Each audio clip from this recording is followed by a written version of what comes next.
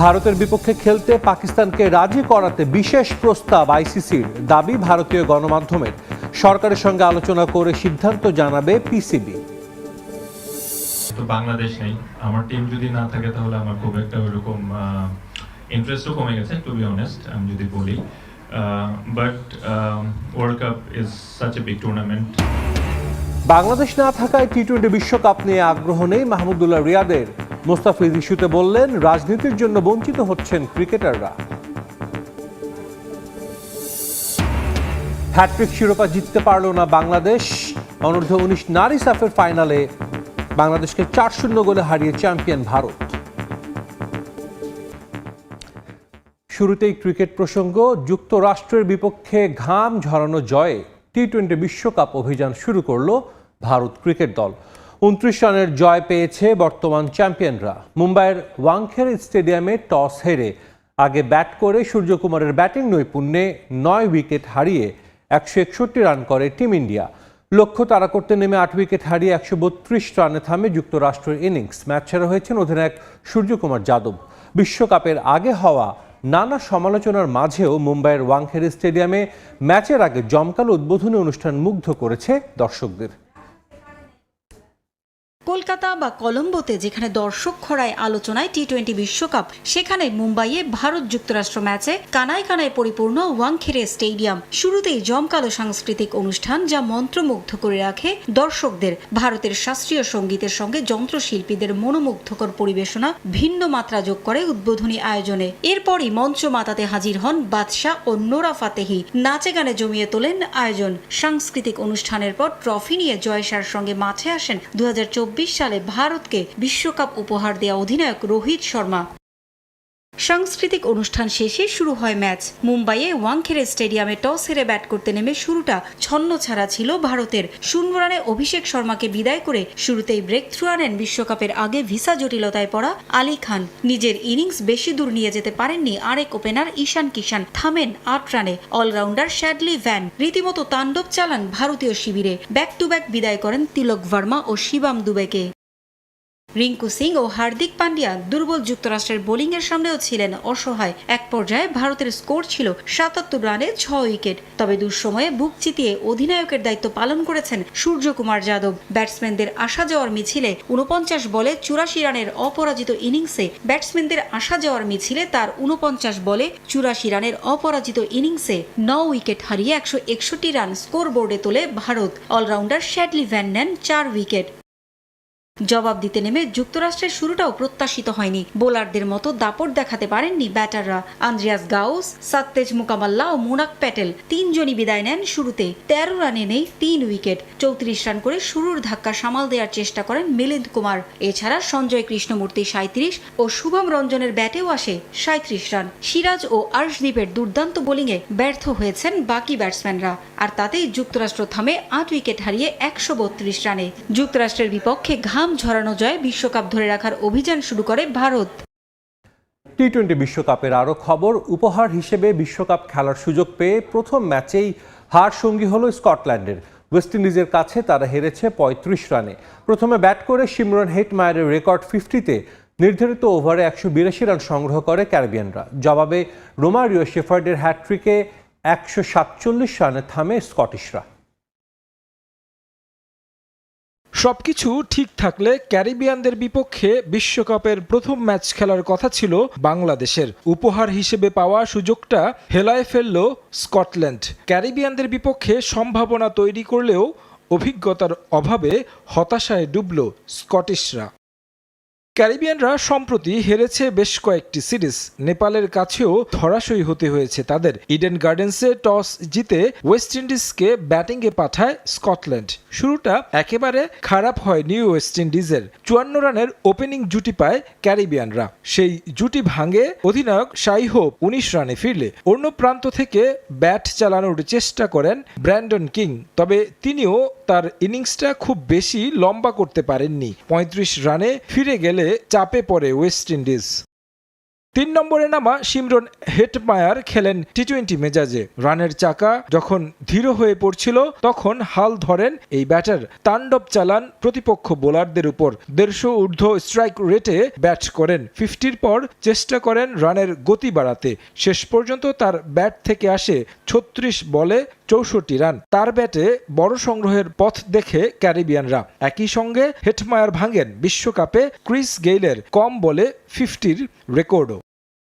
শেষ দিকে Rovman Powell ও Romario shepherd খেলেন ক্যামিও। পাওয়েল 14 বলে করেন 24 আর 13 বলে 26 করেন শেফার্ড।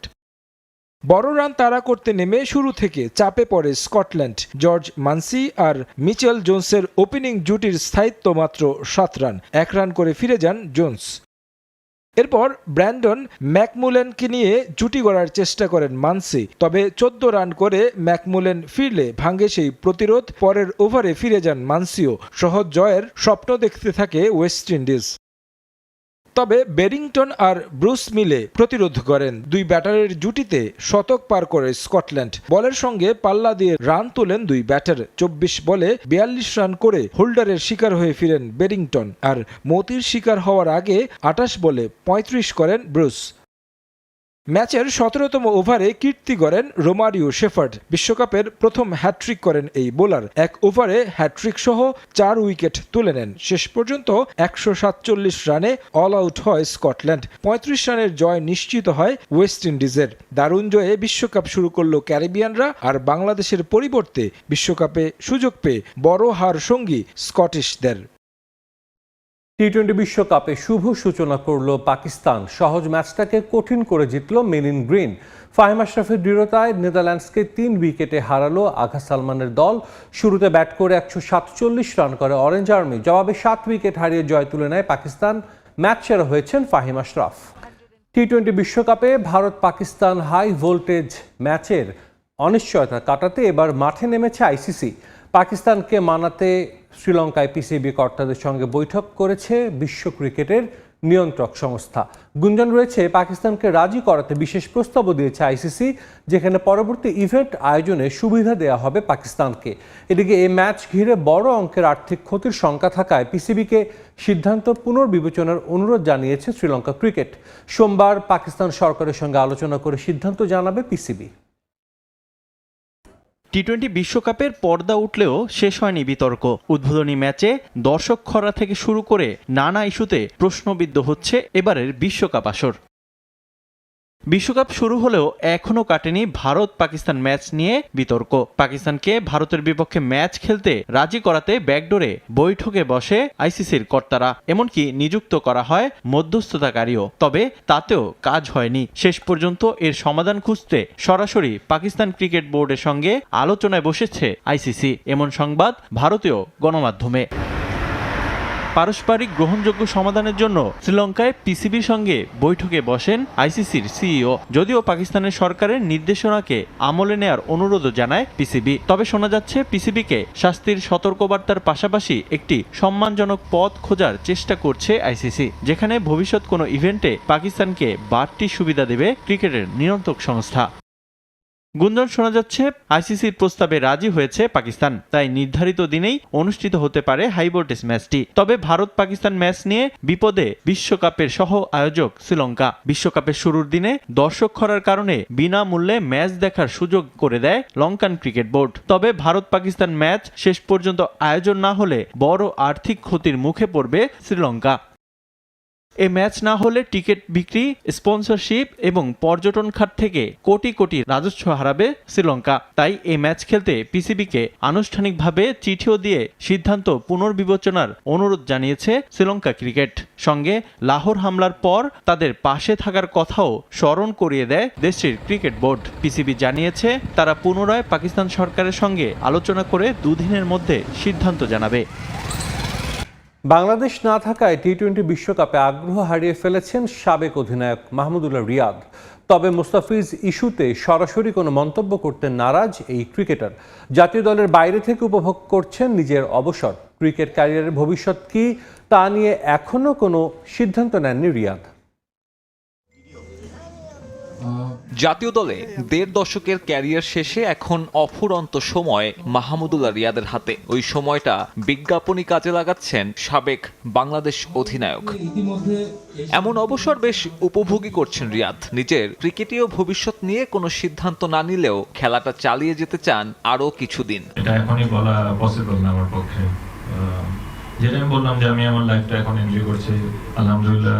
18 বছর আল্লাহর রহমতে আমি বাংলাদেশ দলের জন্য খেলার সৌভাগ্য হয়েছে এবং এখন ফ্যামিলি লাইফ, সাম আদার থিংস এবং some leagues, BPL, Premier League, and inshallah if I get opportunity in some franchise league, I'm gonna play inshallah. So I'm enjoying alhamdulillah. Showroom উদ্বোধনে যখন ব্যস্ত রিয়াদ, তখন পর্দা উঠল 10ম টি-20 বিশ্বকাপের। প্রথমবারের মতো যেখানে নেই বাংলাদেশ। নিজের দেশ না থাকায় আগ্রহ হারিয়ে ফেলেছেন এই ক্রিকেটার। তবে মেগা ইভেন্ট হাতছাড়া হওয়ার কষ্টটা কেমন তা ঠিকই বোঝেন সাবেক টাইগার অধিনায়ক। যেহেতু বাংলাদেশ নেই, আমার টিম যদি না থাকে তাহলে আমার খুব একটা ওইরকম ইন্টারেস্টও কমে গেছে টু বি অনেস্ট আমি যদি বলি।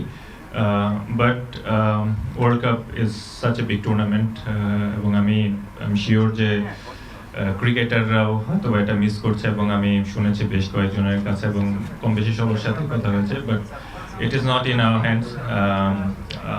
বাট দিন শেষে অবশ্যই ইটস এ মেগা টুর্নামেন্ট এবং everyone wants to be part of it. But it is what it is. এদিন মোস্তাফিজ ইস্যুতে রিয়াদের প্রতিক্রিয়া জানতে চায় গণমাধ্যম কর্মীরা। তবে বিষয়টা রাজনৈতিক বলেই সে প্রশ্ন এড়িয়ে গেছেন এই অলরাউন্ডার। তবে রাজনীতির মারপ্যাচে যে ক্রিকেটারদের ভুগতে হয় সে কথাও মনে করিয়ে দিয়েছেন Riyad. Since Mustafa is very chill about it, so but it's a এই জিনিসগুলো নিয়ে কমেন্ট করা খুব ডিফিকাল্ট। দিন শেষে ক্রিকেটাররা যেন বঞ্চিত না হয় এটা আমাদের খেয়াল রাখতে হবে এবং I hope BCB is really concerned about it. That's why they have arranged this particular tournament for the cricketers. বিসিবির নতুন সংযোজন অদম্য বাংলাদেশ টি-20 কাপে নাম নেই রিয়াদের। অবশ্য এ নিয়ে আক্ষেপও নেই। নতুনদের জন্য এমন আয়োজনে ক্রিকেট বোর্ডের প্রশংসা করলেন এই অলরাউন্ডার। অদম্য বাংলাদেশ টি-20 কাপের খবর, ফাইনালের টিকিট নিশ্চিত করেছে দুর্বার একাদশ। অলিখিত সেমিফাইনালে 7 উইকেটে জয় পেয়েছে নাজমুল হোসেন শান্তর দল। প্রথমে ব্যাট করে খালেদের বোলিং দাপটে 145 রানে গুটিয়ে যায় দুরন্ত একাদশ। জবাবে মাহমুদুল হাসান জয়ের 50-তে 15 বল হাতে রেখে জয় তুলে নেয় দুর্বার একাদশ। 23 রানে 4 উইকেট নিয়ে ম্যাচ সেরা হয়েছেন খালেদ আহমেদ। ভারত ছেড়ে শ্রীলঙ্কায় গেলেও, কলম্বোয় গেলেও এন্ড অফ দ্য ডে ভারতের এই অংশগ্রহণ, ভারতের এই প্রেজেন্সের কারণে আইসিসির আসলে কোনো লাভ হচ্ছে না। এনডিটিভি জানাচ্ছে ওই একটা ম্যাচকে ঘিরে টোটাল যে মার্কেট আইসিসির ব্রডকাস্টারদের থেকে শুরু করে প্রত্যেকটা জায়গায় সেটার ভ্যালু হচ্ছে 50 crore USD, 50 কোটি মার্কিন ডলার, হিউজ। বাংলা টাকায় যদি আমরা কনভার্ট করি সেটা দাঁড়ায় বাংলাদেশি মুদ্রায় 6120 কোটি টাকা। 6120 কোটি টাকা শুধু একটা ম্যাচ যদি পাকিস্তান ভারতের বিপক্ষে না খেলে, যে ব্যাপারে তাদের সরকার অলরেডি তাদের ডিসিশন মেক করেছে, পিসিবি সেটা জানিয়ে দিয়েছে, পুরো দেশের সমর্থন পাকিস্তানের পক্ষে রয়েছে এবং they are stick on their decision that they are not going to play against India on 15th of this month।